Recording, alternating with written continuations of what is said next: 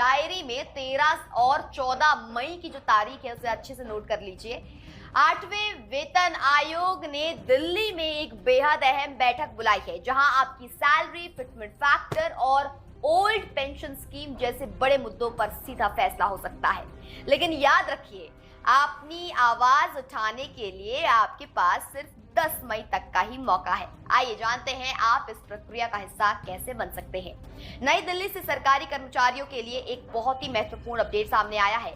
8वें वेतन आयोग ने अपनी परामर्श प्रक्रिया, कंसल्टेशन प्रोसेस को तेज कर दिया है। 8वें वेतन आयोग ने 13 और 14 मई को दिल्ली में रक्षा मंत्रालय, एमओडी और रेल मंत्रालय के तहत आने वाले संगठनों और यूनियनों के साथ एक बड़ी मीटिंग फिक्स की है।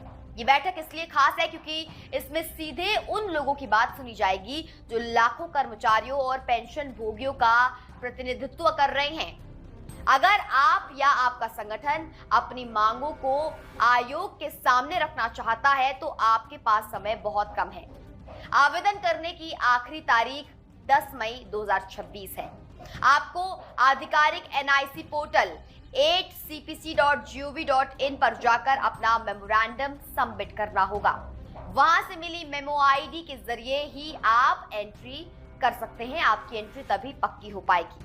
याद रखें, केवल चुने हुए आवेदकों को ही बैठक के लिए बुलाया जाएगा। इस मीटिंग का मकसद सिर्फ चर्चा करना नहीं, बल्कि भविष्य की सैलरी स्ट्रक्चर की नींव रखना है। कर्मचारी संगठन मुख्य रूप से जिन मांगों पर अड़े हुए हैं उनके बारे में अगर चर्चा करें तो पहला यह है कि न्यूनतम बेसिक सैलरी को 18,000 से बढ़ाकर 65,000 करना। दूसरा, ओल्ड पेंशन स्कीम ओपीएस की बहाली की मांग भी रखी गई है। तीसरा, फिटमेंट फैक्टर में सम्मानजनक बढ़ोतरी की भी मांग यहां पर रखी गई है। इसके अलावा भत्तों और सर्विस रिफॉर्म्स पर भी गंभीर मंथन होने वाला है। आयोग ने हाल ही में तेज तर्रार आईएएस अधिकारियों की एंट्री भी सुनियोजित की है, जो इस पूरी प्रक्रिया को और गति देंगे।